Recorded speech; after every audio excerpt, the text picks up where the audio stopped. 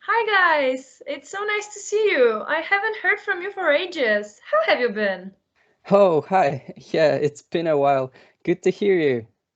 Yeah, hey guys, it's been too long. Becoming managers has definitely affected how often we talk. If only we could go back to the good old Sims days. Oh, I would love that. I don't regret the promotion though. I just wish my team was much more efficient. Tell me about it. I'm working all the time. I'm constantly stressed, and my wife is starting to get upset at the number of late nights I spend at the office. On top of that, my team still cannot deliver the results. Thank goodness, I thought I was the only one struggling with this. Oh guys, my team is already working like 60 hours per week, but the project we're currently working on is much more demanding. So probably we'll end up working 70, 80 hours per week. What? That's insane. I know we need to deliver, but no one wants to live like that. Actually, I have just read a very insightful research paper about work-life balance. It has really struck a chord with me because we cannot continue working like this all the time. I'm considering introducing some initiatives from the paper in my team. I think that it should increase their productivity. Sorry, Pavel. Sounds like total bullshit to me. Work hard, play harder. Do you remember? Nothing about balance. Wait a minute, Pavel. That sounds actually really interesting. Do you have anything that I can look at? Sure.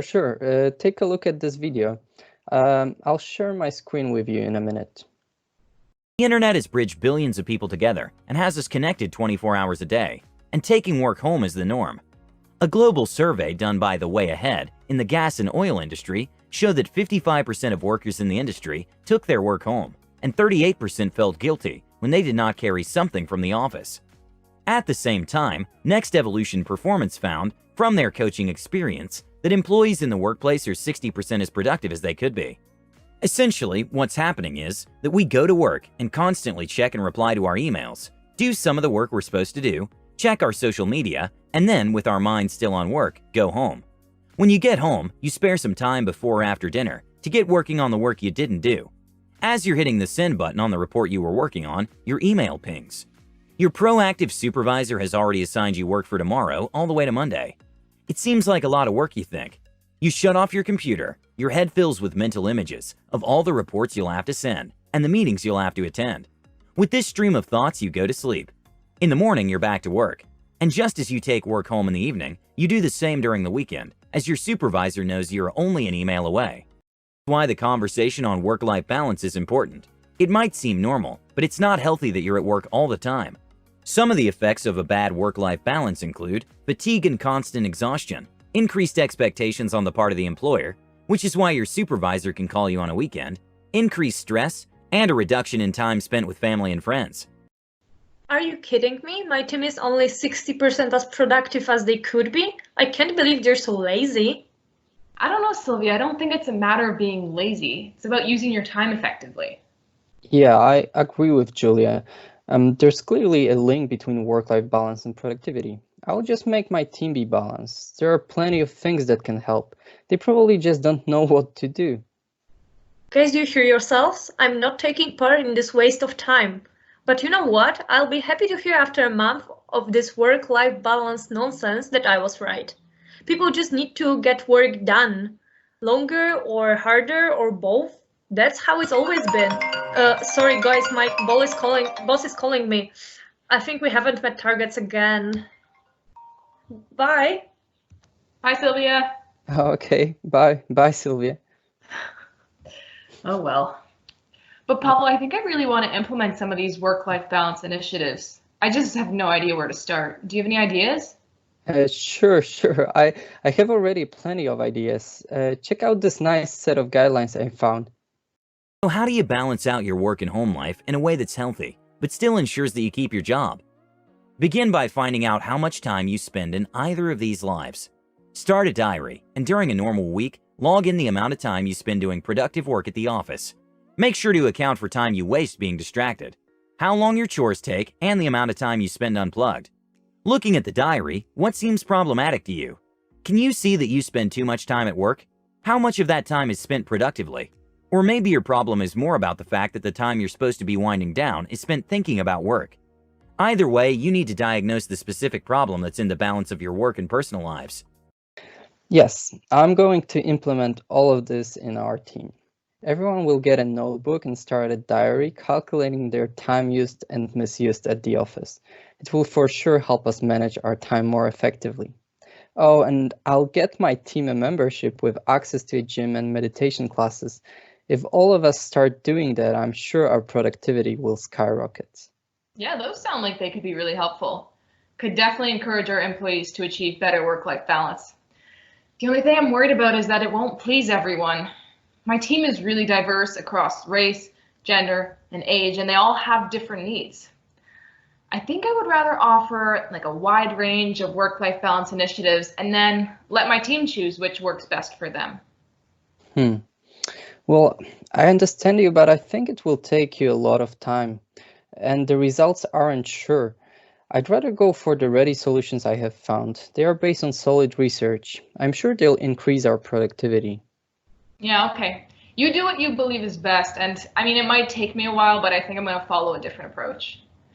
Anyways, I have to go now, so I'll call you soon. Okay? Sure. Bye, Pavel. Sure. Thanks for talking. Goodbye.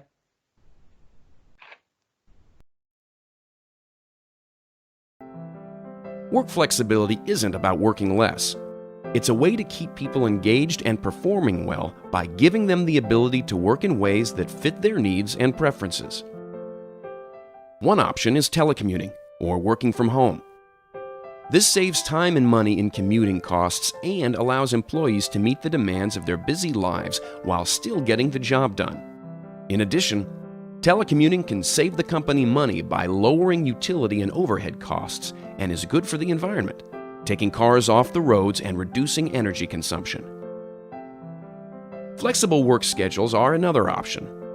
Some people have times of the day when they are simply more productive, or they may have a much lighter commute if they start their workday earlier or later.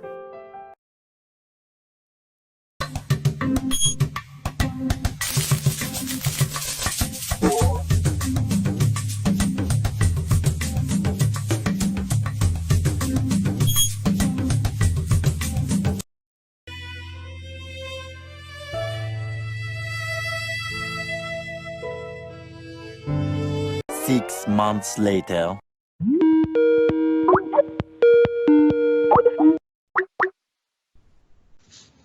Hi guys! Hey, Sylvia.